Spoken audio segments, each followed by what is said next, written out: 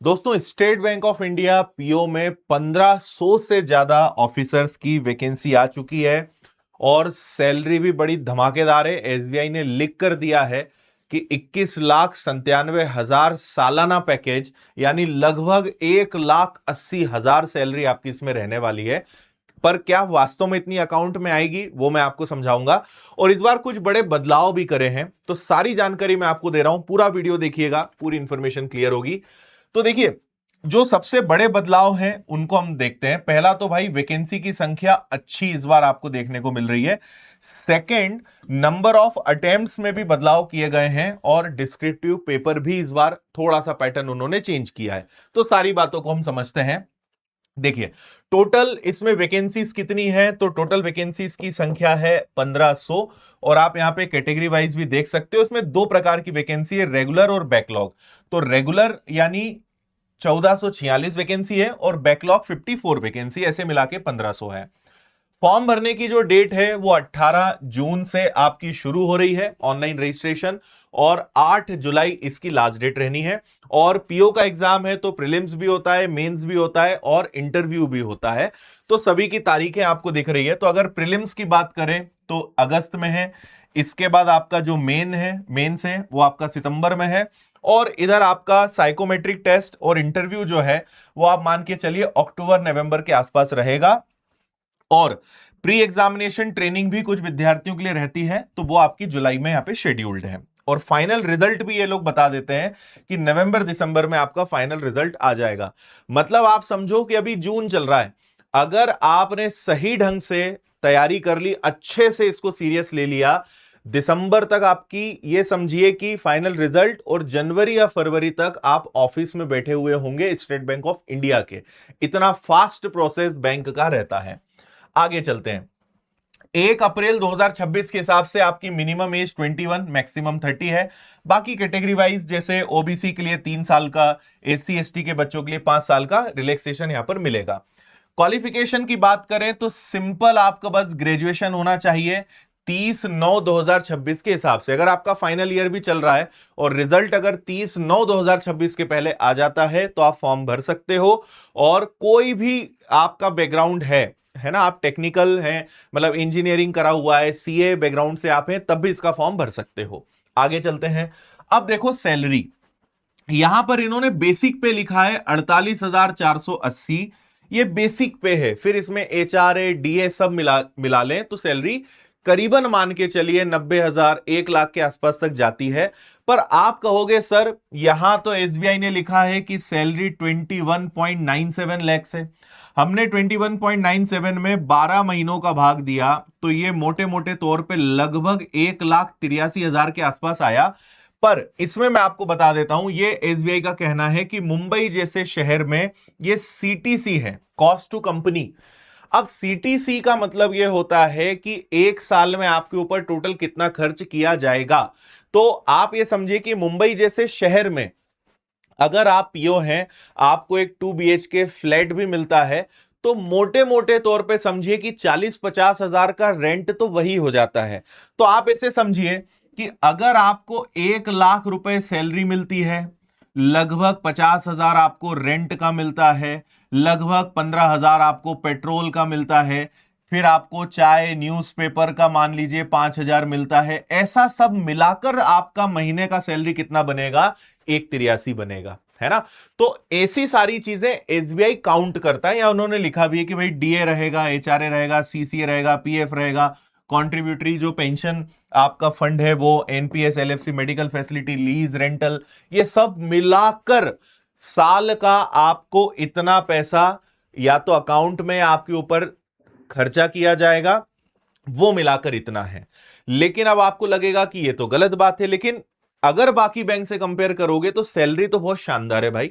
आप ये मान के चलो कि 1 लाख के आसपास तो सैलरी मिलेगी, बाकी सारी सुख सुविधाएं जो हैं वो और यहां पे एड ऑन होती है।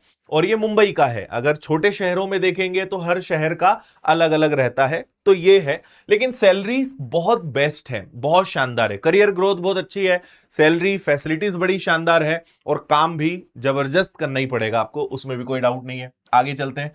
नंबर ऑफ चांसेस इस बार थोड़े चेंज हुए हैं, तो यूआर और ईडब्ल्यूएस के बच्चों के लिए मैक्सिमम 6 अटेम्प्ट्स हैं।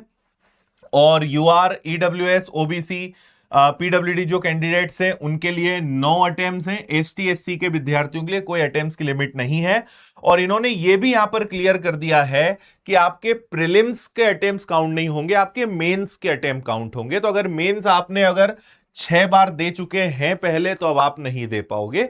ये यहां पे अटेम्प्ट्स में लिमिट है। पहले शायद 4 था, अब इन्होंने बढ़ा के इसको 6 कर दिया है। ठीक है, आगे चलते हैं। एप्लीकेशन फीस बहुत तगड़ी फीस लगती है भाई, 750 रुपए। और ये यूआर के लिए, ईडब्ल्यूएस, ओबीसी के लिए है। एसटी एससी के बच्चों के लिए कोई चार्ज यहां पर नहीं होता है। अब आते हैं एग्जाम पैटर्न पे। तो प्रीलिम्स होगा जो केवल क्वालिफाइंग है, इसके मार्क्स फाइनल मेरिट लिस्ट में नहीं जुड़ते हैं, लेकिन रोल तो है। इंग्लिश के 40 क्वेश्चंस, 20 मिनट्स का सेक्शनल टाइमर। मैथ्स के 30 सवाल और रीजनिंग के भी 30 सवाल। टोटल 100 क्वेश्चंस रहेंगे, 100 नंबर, 1 घंटे का समय, 20-20 मिनट के 3 सेक्शनल टाइमर्स यहां पर आपके रहने वाले हैं। और जैसा मैंने कहा कि यहां पर किसी भी प्रकार का कोई आपको क्वालिफाई करना है, कट ऑफ भी जारी होगा, सारी चीजें होगी, लेकिन फाइनल मेरिट लिस्ट में इसका नंबर नहीं जुड़ेगा। नेगेटिव मार्किंग 1/4 की आपकी रहनी है। अब मेंस को समझो।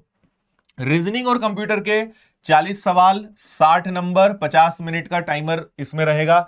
डेटा एनालिसिस और इंटरप्रिटेशन यानी मैथ्स में केवल डीआई आता है, 30 सवाल आएंगे, 60 नंबर, 45 मिनट का समय मिलेगा।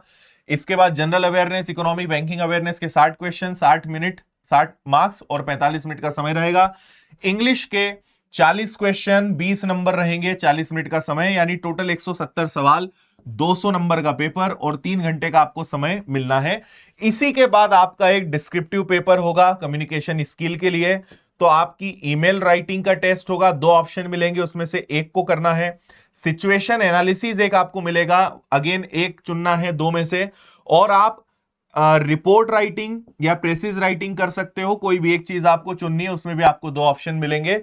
तो यहां 3 क्वेश्चंस रहेंगे, यानी 3 चीजों को आपको सिलेक्ट करना है, 30 नंबर और 30 मिनट का समय मिलेगा। तो ऐसे टोटल आपका मेंस 200 प्लस 30, 230 नंबर का हो जाएगा।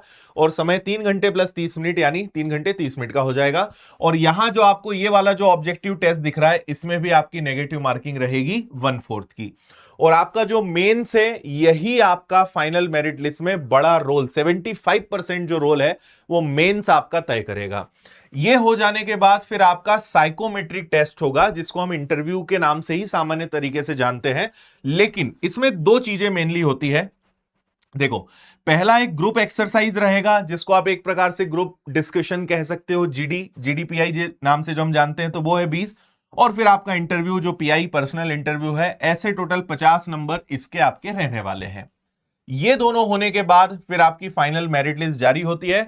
और जैसा मैंने कहा कि 75% रोल मेंस का है, 25% रोल आपके इंटरव्यू का है। इसके आधार पे आपकी फाइनल मेरिट लिस्ट बनेगी और आपका फाइनल लिस्ट जो है वो जारी होगा और 1500 ऑफिसर्स चुने जाएंगे। मैं आपको यह बता दूं कि बहुत बहुत शानदार मौका है। एसबीआई पीओ अपने आप में बहुत दमदार पोस्ट है, सैलरी, फैसिलिटीज और हर एक मामले में बहुत शानदार जॉब है। अगर आप पहले से तैयारी कर रहे हैं तो आपको यह मौका बिल्कुल भी मिस नहीं करना चाहिए। अगर आप अभी तैयारी शुरू करने का सोच रहे हैं तो बहुत ज्यादा आपको समय, ऐसा तो नहीं कहेंगे कि बहुत ज्यादा है, लेकिन अगर आप ठीक ठाक मेहनत कर लें, अच्छे से डेडिकेशन के साथ लग जाए, तो भी आप बहुत कुछ अच्छा अभी भी कर सकते हो। ठीक है। और इसके बाद हाँ, एक और चीज इसमें बॉन्ड होता है 2 लाख का, कि आप 3 साल कम से कम आपको जॉब करनी पड़ेगी। और अगर 3 साल के पहले आप इस जॉब को छोड़ते हैं तो आपको 2 लाख रुपए देने पड़ेंगे। मैंने भी पहले एसबीआई पीओ निकाला है, मैंने एलआईसी डबलओ निकाला है, और एसबीआई पीओ के कंपैरिजन में मैंने एलआईसी डबलओ ज्वाइन किया था। और हमारा शायद 2.5 लाख या 3 लाख का बॉन्ड था, 3 साल के पहले मैंने छोड़ दिया था। तो मैंने भी पैसा एलआईसी को भरा था, तब जाकर मैं वहां से रिलीव हुआ था। तो ये भाई, क्योंकि आपके ऊपर ट्रेनिंग और सारी चीजों पे पैसा खर्चा किया जाता है, फिर लोग जल्दी जॉब स्विच कर लेते हैं, तो इतनी मेहनत से आपको सिलेक्ट करते हैं तो यूं ही जाने नहीं देंगे, इसलिए बॉन्ड सिस्टम यहां पर होता है। उम्मीद है सारी बातें आपको बहुत स्पष्ट रूप से समझ में आ गई होंगी। अब तैयारी की अगर बात करें तो आपके पास 2 ऑप्शन है। पहला तो हमारी विनर्स की बैंकिंग की एक स्पेशल चैनल है, जिसपे हमारे टीचर्स ने अभी 16 जून से ही क्लासेस शुरू करी है। और बहुत अच्छे तरीके से आपको यहां पे क्लासेस मिल जाएंगी। तो आप सर्च कर सकते हो बैंकिंग विनर्स के नाम से, आपको इस चैनल पर काफी सारा कंटेंट मिल जाएगा। और अगर आप चाहते हैं कि बढ़िया तरीके से इसकी तैयारी हो जाए तो आप बैंकिंग फाउंडेशन कोर्स ले सकते हो। 30 जून से नया बैच हम शुरू कर रहे हैं, मात्र 899 फीस है और सारी तैयारी इसमें हो जाएगी। इवन आगे आईबीपीएस के पीओ क्लर्क के नोटिफिकेशंस आएंगे, आरआरबी के पीओ क्लर्क के नोटिफिकेशंस आएंगे। सारी परीक्षाओं का एक ही बैंकिंग का सॉल्यूशन है, बैंकिंग फाउंडेशन अचीवर्स बैच। नया फ्रेश बैच है, बाय 1 गेट 20 आपको इसमें मिल रहा है। तो ये सारी सुविधाएं भी इस बैच में आपको साथ में मिलेगी। तो कंप्लीट मेरा मैथ्स, रीजनिंग और सारे टीचर्स का तो पूरा सपोर्ट है ही, यानी सारे टीचर्स आपको डिटेल में सारा सिलेबस पढ़ाने वाले हैं। तो ये भी आपको इसमें बहुत अच्छे से कवर कराया जाएगा।